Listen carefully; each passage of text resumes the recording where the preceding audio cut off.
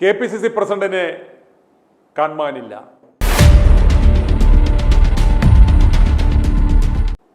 കേരള പ്രദേശ് കോൺഗ്രസ് കമ്മിറ്റിയുടെ പ്രസിഡന്റ് സ്ഥാനത്ത് അവരോധിച്ച ആളെ കാണുവാനില്ല. സണ്ണി ജോസഫ് എന്നാണ് പേര്. അരമനക്കിങ്ങിണി എന്ന അപരനാമത്തിൽ അറിയപ്പെടും. മിടുമിടുക്കനായ കെ സുധാകരനെ മാറ്റി ഗുണവും മണവുമില്ലാത്ത സത്തെടുത്ത കൊത്തായ ചുക്കിനും ചുണ്ണാമ്പിനും കൊള്ളാത്ത വെറും വാലാട്ടിയും തലയാട്ടിയുമായ ഒരാളെ ആ കസേരയിൽ കൊണ്ടിരുത്തിയാൽ തൻ്റെ ഇംഗിതങ്ങൾ നടപ്പാക്കിയെടുക്കാം എന്ന് കരുതി ആലപ്പുഴ കോവാലൻ കൊണ്ടുവച്ച മുതലാണ് സണ്ണി ജോസഫ്. ആ സണ്ണി ജോസഫിനെയാണ് ഏതാനും ദിവസങ്ങളായി കാണാനില്ല എന്ന വിവരം കിട്ടുന്നത്. ഉണ്ടായിട്ടും കാര്യമൊന്നുമില്ല. ചത്തതിനൊക്കുമേ ജീവിച്ചിരിക്കലും എന്ന് പറഞ്ഞതുപോലെ ഇതുപോലെ ഗുണവും മണവുമില്ലാത്ത ഒരു കെ.പി.സി.സി പ്രസിഡന്റ് കേരള രാഷ്ട്രീയ ചരിത്രത്തിൽ ഉണ്ടായിട്ടില്ല. കാരണം കുടുംബത്തിൽ പിറന്നവന്മാരെയും നട്ടലുള്ളവരെയും ഈ പ്രസ്ഥാനത്തിന് ആ സ്ഥാനത്തിരുത്തുവാൻ ആവശ്യമില്ല.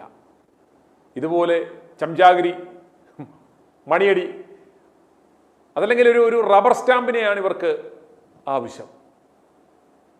മിടുക്കനായ കെ സുധാകരനെ ഒതുക്കി ആ പകരം സ്ഥാനത്ത് കൊണ്ടിരുത്തിയ ആളാണെന്ന് ഓർക്കണം.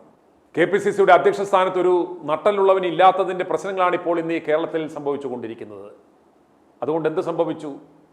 ആ നെട്ടൂരിലെ പഴയ മണി ചെയ്തിട്ടിപ്പുകാരൻ, ആ നെട്ടൂരിലെ ആ പഴയ സാമൂഹ്യ വിരുദ്ധൻ ഇന്ന് പൂന്ത് വിളയാടുകയാണ്.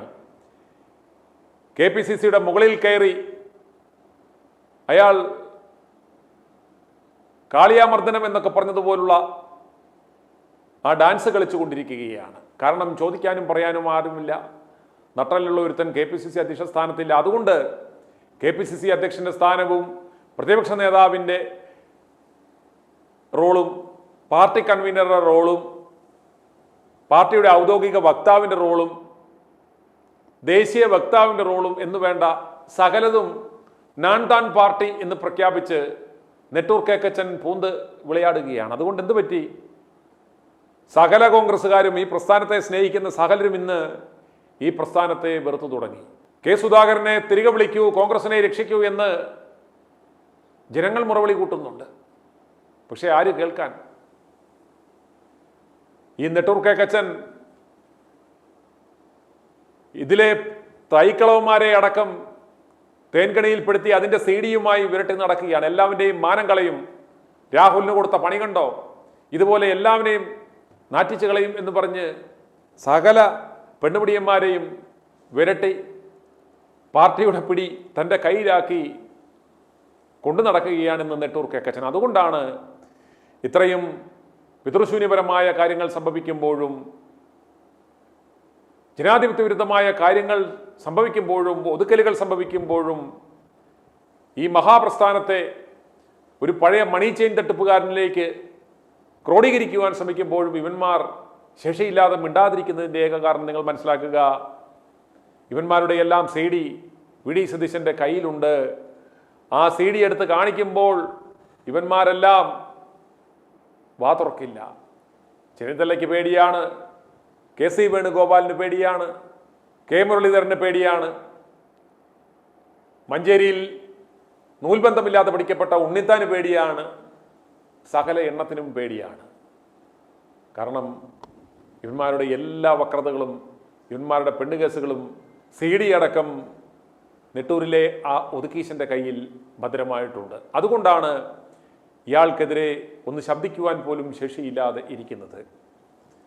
അതുകൊണ്ട് കേരളത്തിലെ ജനങ്ങൾ എവിടെയെങ്കിലും ഈ അരമനക്കിങ്ങിണിയെ കണ്ടാൽ പറയുക, കേരളത്തിലെ കോൺഗ്രസ് പ്രസ്ഥാനത്തിന് നട്ടലുള്ള ഒരു കെ.പി.സി.സി അധ്യക്ഷനെ വേണം, തനിക്കാകാൻ പറ്റുമോ?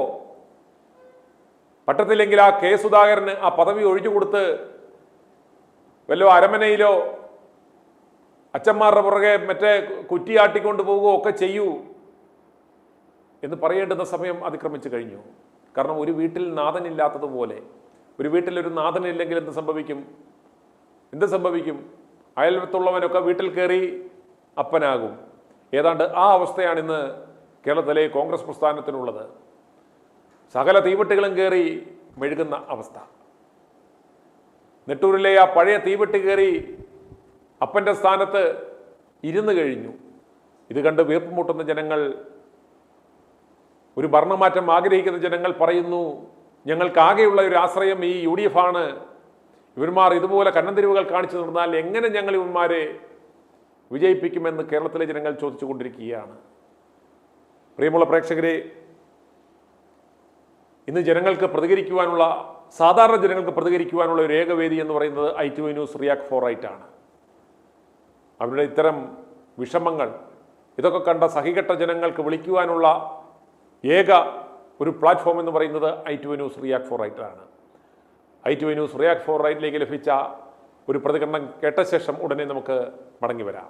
പേര് ലോറൻസ്, വീരണകാവ്, കാട്ടാക്കട വീരണകാവ്. സാറേ, ഈ പാലക്കാട് രാഹുലിനെ പകരക്കാരനെ നിർത്തുന്നത് ശരിയാവൂ?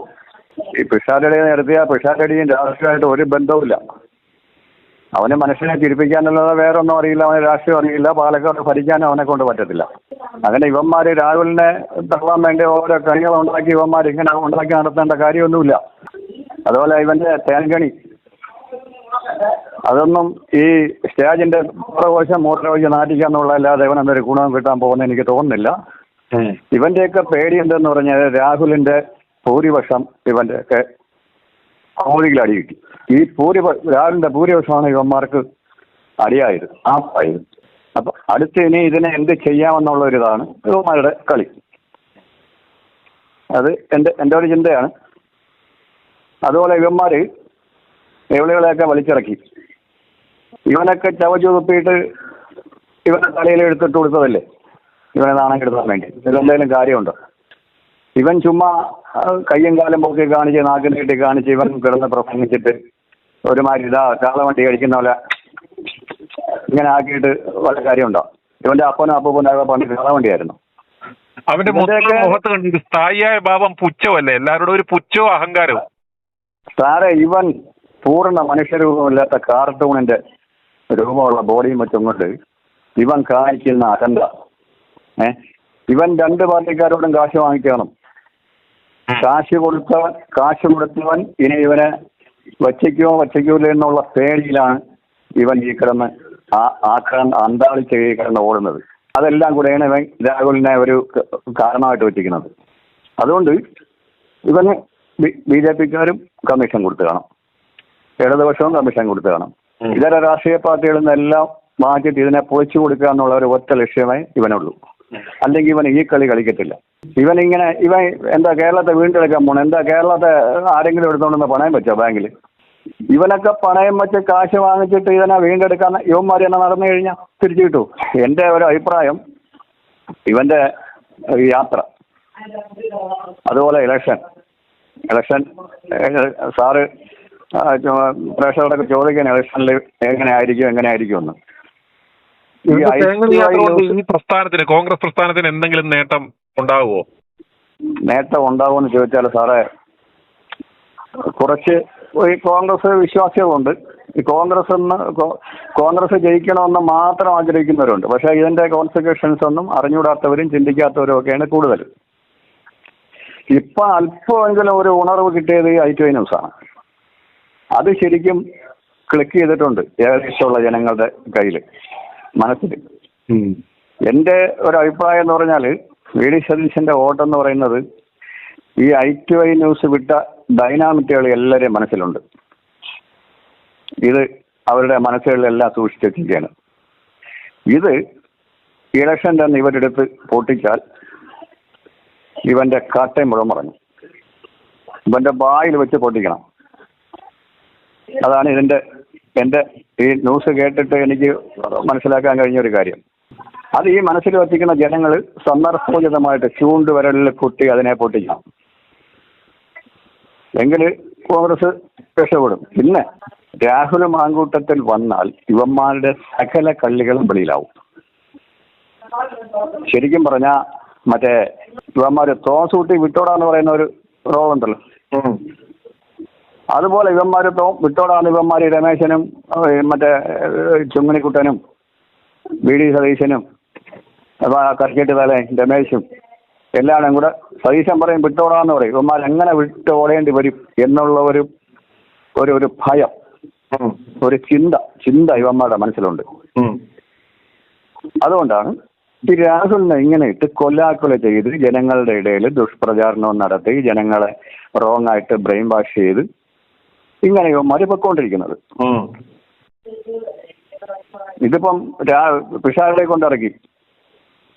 അപ്പോ ഈ പകരക്കാരനായിട്ട് ആര് വന്നാലും ഉപ്പോളം ഒരിക്കലും വരത്തില്ല ഉപ്പിലിട്ടത് എന്നുള്ള ചിന്ത പാലക്കാടിന്റെ മനസ്സിൽ കയറി കിട്ടിയാൽ രക്ഷപ്പെടും. അത് അവരല്ലേ ഇങ്ങോട്ട് പറയുന്നത്. അങ്ങനെ ചിന്തിക്കേണ്ട ആവശ്യമില്ല. ആ പാലക്കാട്ടെ ജനങ്ങളാണ് അവരുടെ മറുപടിയാണ് നമ്മൾ ഇതിനകത്തൂടെ കേൾക്കുന്നത്. അത് വേറെ ഏതോ വന്നാലും അവര് കൃത്യമായ രീതിയിൽ അവര് മറുപടി കൊടുക്കും. അതെ സാറേ, അതിപ്പം അതിന് കാരണമായത് സാറാണ്. നമ്മൾ കാരണമാകുക എന്ന് പറഞ്ഞാൽ വേറെ ഒന്നുമല്ല. അവർക്ക് സംസാരിക്കാൻ അല്ലെ അവരുടെ ആ അഭിലാഷങ്ങൾ, അവരുടെ ആഗ്രഹം, അവരുടെ നിലപാട് അറിയിക്കാനുള്ള ഒരു അവസരം കൊടുത്തു എന്ന് മാത്രമേ ഉള്ളൂ. അല്ല നമ്മളുടെ മികവൊന്നുമല്ല. ആ ജനങ്ങളുടെ അഭിപ്രായമാണ് നമ്മൾ പറയുന്നത്. i2 ന്യൂസിൽ കൂടെ രാഹുലിന് വേണ്ടി സംസാരിക്കുന്നത് എന്റെ അഭിപ്രായമല്ല, ഈ നാട്ടിലെ ജനങ്ങളുടെ അഭിപ്രായമാണ്. അവർക്ക് താല്പര്യമുള്ളതുകൊണ്ടാ നമ്മൾ ഈ ഒരു വിഷയത്തിൽ ഇപ്രകാരം ഒരു നിലപാട് നമ്മൾ എടുക്കുന്നത്. കാരണം ആ ജനങ്ങളുടെ നിലപാടിനോടൊപ്പമാണ് നമ്മൾ നിൽക്കുന്നത്. ഇങ്ങനെ ഒരു സജഷൻ അവരുടെ മനസ്സിൽ ക്ലിക്ക് ആയിട്ടുണ്ട്. അതുകൊണ്ട് നമുക്ക് ആശയ്ക്ക് വകയുണ്ട്. i2i News, an eye for truth. i2i News subscribe ചെയ്തിട്ടില്ലാത്തവർ ഇപ്പോൾ തന്നെ സബ്സ്ക്രൈബ് ചെയ്യുക. നോട്ടിഫിക്കേഷൻ ലഭിക്കുവാൻ ബെൽ ബട്ടണും അമർത്തുക.